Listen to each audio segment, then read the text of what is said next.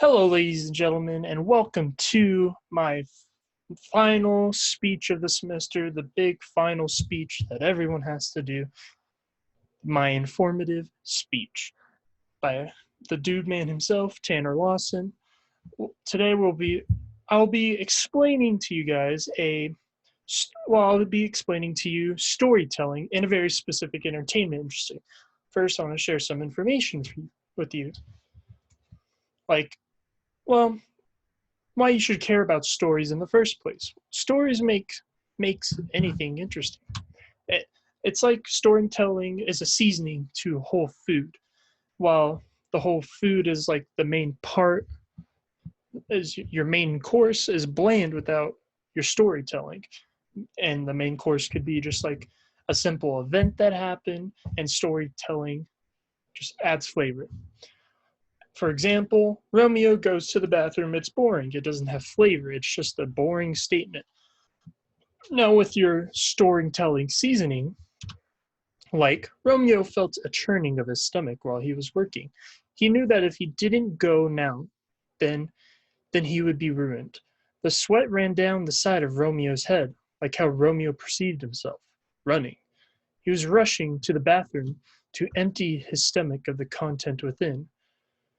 Romeo's late night drinking was catching up to him. While the con you may not understand it, it was definitely more interest this was more interesting than just saying Romeo goes to the bathroom.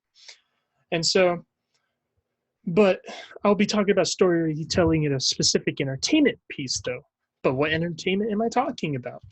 Am I talking about reading? While this is a classical form, it everyone has read a book. Why would I, or I should say most people have read a book, at least everyone in our class has read a book. So why would I need to tell you how storytelling works? You probably read one or two books throughout your life. You should you would understand how. But well then what about movie watching? While it is slightly more engaging and it is very effective at telling stories, no. We again, we've all seen movies. All you can do is just watch the story and just listen to what the director of the movie had to write from his story. Well, then what am I talking about? I'm talking about video games. It's the ultimate vehicle for storytelling. There's so there's just so much more that a video game can do with storytelling. For one, well, video games use the characters they have, the environments around, the environments in their video game, and they also use the gameplay. But how is it different, you may ask, from just how books tell stories about their characters, or you see like the landscape of rolling hills in the movie? Well, besides gameplay, what else? What's the difference? Well, I'll inform you on that.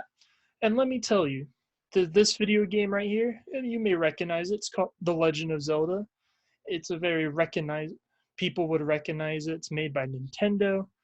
It's family friendly. And I'll be using this as an example for each one of my points that I'll be making. So first off, the characters in video games. Video games, you most of the time your main character will be the character you play. Most of the time they'll be stoic in nature. But for this specific example, we got Link. Link is the main character you play as in The Legend of Zelda. He's stoic. Of course, he's stoic in nature. It and he tells a story of courage that as you play The Legend of Zelda, as you play through Link. Playing the game explains Link. It explains his nature. Quote, even though you're controlling him, you can use your imagination on how to make a story out of Link, or you can just see that there's a story being made around this mold that is Link. Well, then next is the environmental storytelling in video games. So right in front of you, you see a tree with the bushy eyebrows and a bushy mustache. Well, in the story of The Legend of Zelda, this tree protects a certain group of children that Link is a part of. and this tree is dying, and the tree is sending Link off because is sending Link off on this grand adventure.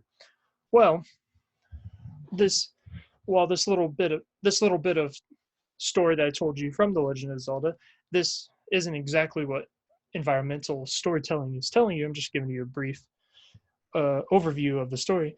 Well, this is a perfect example of our environment because, as you can see on the left, he's talking to Link. He's not physically talking, of course, but he is talking to him. And then on the right, he opens his mouth, which Link then enters the tree. As you enter the tree, Link looks around him. He sees he's inside this grand hollow wooden structure. It's very serene and natural in nature, but there's something wrong. There's like the word I'm trying to use is parasites. You see on the picture on the right at the top, there's spiders. There's just web everywhere. There's just so many what you would call parasites inside this tree. And then also you got the mixture of music coming along with it. The music that I'm playing currently, it starts off, you understand, like I'm in this very holy place, it seems like, but then the music has like this little bit of eeriness to it. It's like, but there's something wrong with this place I'm in. It's almost like this place is dying. It's This is how video games can tell the story of the environment that you are in without physically having to tell you. You understand this through context clues such as just the visuals. Like on the left, it's like it's just a very pretty green stuff, but then the spider web, there's an intruder here. And the right picture, very much extravagant, or makes it very extravagant. You just see the spiders, you see at the bottom, you see these gross vines with like monster looking vines at the very bottom here.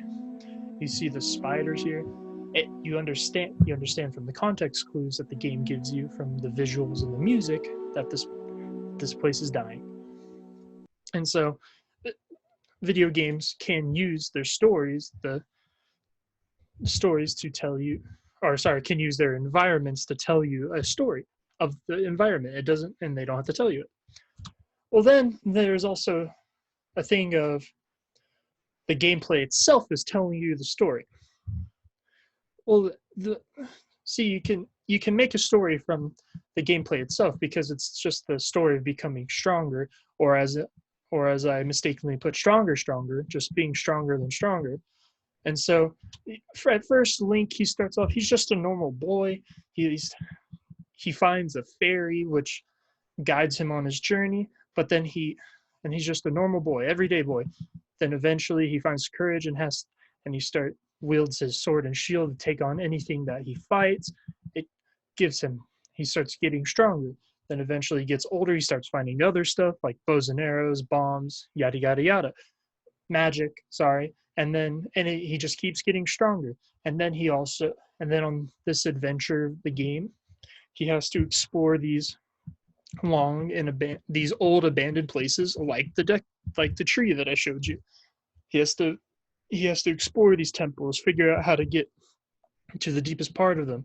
He goes through a magical forest, into a volcano to explore this temple. He has to go underwater and swim everywhere. Then he also has to fight these powerful beings, and these beings are so powerful that they turn themselves into monsters because they're just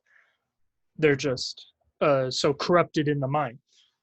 It's the story of Link becoming stronger, gaining experience, as you can tell on the picture on the left. It started off with him being young, and then you can tell he's matured more. Well, that is what I have. Here are my sources, by the way. This first one from We Are Cognitive is for character development.